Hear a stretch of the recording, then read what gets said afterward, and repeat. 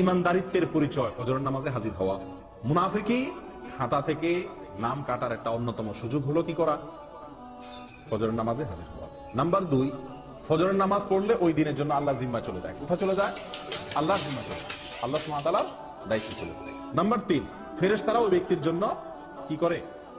ভালো মানুষ হিসাবে তার জন্য সাক্ষ্য। ওই ব্যক্তি যে ভালো মানুষ, সেই সাক্ষ্য কে দেয়? ফেরেশতারা, আল্লাহ সুবহানাহু ওয়া তাআলা। নাম্বার 4, ফজরের নামাজ যদি কেউ জামাতের সাথে আদায় করে, যদি কেউ ফজরের নামাজ পড়ে, তাহলে আল্লাহ সুবহানাহু ওয়া তাআলা তাকে সারা রাত জেগে নফল ইবাদত করার সওয়াব দেয়। নবী সাল্লাল্লাহু আলাইহি ওয়াসাল্লাম বলেছেন, এটি সহিহ মুসলিমে আসছে, ওসমান ইবনে আফফান রাদিয়াল্লাহু আনহু থেকে বর্ণিত, মান সাল্লাল ইশা ফি জামাআহ ফাকান্নামা সাল্লা নিসফাল লাইল ফাকান্নামা কামা নিসফাল লাইল ওয়া মান সাল্লাস সুবহা ফি জামাআহ ফাকান্নামা সাল্লাল লাইলা কুল্লাহু ওয়া ফাকান্নামা কামা আল লাইলা কুল্লাহু। ভাই, যদি কেউ এশার সালাত জামাতের সাথে আদায় করে, তো ওই ব্যক্তি অর্ধেক রাত দাঁড়িয়ে দাঁড়িয়ে নফল ইবাদত করলে, তাহাজ্জুদের নামাজ পড়লে যে সওয়াব পাইতো, সেই সওয়াব আল্লাহ সুবহানাহু ওয়া তাআলা তাকে দিবে। যদি এশার নামাজ কোথায় পড়ে? জামাতের সাথে মসজিদে হাজির হয়ে আদায় করে। আর যদি কেউ ফজরের নামাজ জামাতের সাথে আদায় করে, তো আল্লাহ সুবহানাহু ওয়া তাআলা তাকে সারা রাত দাঁড়িয়ে তাহাজ্জুদের নামাজ পড়ার, নফল নামাজ পড়ার, রাত জেগে সারা রাত জেগে নফল নামাজ পড়ার সওয়াব আল্লাহ তাআলা তাকে দান করবে।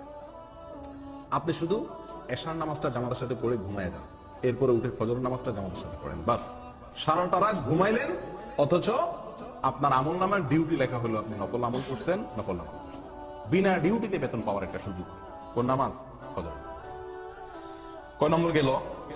4। নাম্বার 5, ভাই কিয়ামতের দিন ভয়াবহ অন্ধকার, ভয়াবহ অন্ধকার, যার যার পার্সোনাল আলো দিয়ে চলতে হবে। বিভিন্ন পরিবেশ, বিভিন্ন পরিস্থিতি কিয়ামতের ময়দানে তৈরি হবে। যারা যারা ফজরের নামাজ জামাতের সাথে পড়বে, ফজরের নামাজ পড়বে, মসজিদে এসে ফজরের নামাজ আদায় করবে, তাদের ব্যাপারে 5 নম্বর ফজিলতের বিষয় হলো কিয়ামতের দিন আল্লাহ সুবহানাহু ওয়া তাআলা তাদের জন্য ফকফকা উজ্জ্বল লাইটের ব্যবস্থা করবেন। কথা বুঝে আসছে ভাই? ঝাপসা আলো না, উজ্জ্বল আলোর ব্যবস্থা থাকবে। কাদের জন্য? ফজরের নামাজে যারা জামাতে উপস্থিত হয় তাদের জন্য। নবী সাল্লাল্লাহু আলাইহি ওয়াসাল্লাম বলেছেন, আবু দাউদ এবং তিরমিজি বর্ণিত হয়েছে হাদিসটি, বাশশিরিল মাশাঈনা ফি যলামি ইলাল মাসাজিদি বিন-নূরিত তাম ইয়াউমাল কিয়ামah। যারা পায়ে হেঁটে হেঁটে ভোরে সূর্য ওঠার আগে অন্ধকারের মধ্যে, আলো আঁধারের মধ্যে যারা পায়ে হেঁটে হেঁটে মসজিদে আসে কষ্ট করে, সুসংবাদ দিয়ে দাও ওই সমস্ত আল্লাহর বান্দাদেরকে। কিসের সুসংবাদ দাও? বিন-নূরিত তাম ইয়াউমাল কিয়ামah, কিয়ামতের দিন পরিপূর্ণ আলো আল্লাহ সুবহানাহু ওয়া তাআলা তার জন্য দান করবে। ওই ব্যক্তির জন্য আলোর ব্যবস্থা করবে, পার্সোনাল আলো।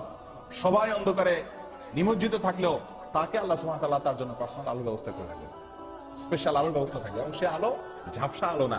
আপনি হাঁটবেন ফজরের সময় আলো আঁধারের আলো দিয়া, কিন্তু কিয়ামতের দিন আল্লাহ তাআলা যে আলো দিবেন তার বিনিময়ে, এই যে কষ্ট করে অন্ধকারে হাঁটলেন, সে আলো হবে কি? অনেক ফকফকা, অনেক পরিষ্কার, ঝকঝকে, পরিপূর্ণ আলো। যেটাকে যদি কি করা হয় ভাই, ফজর নামাজ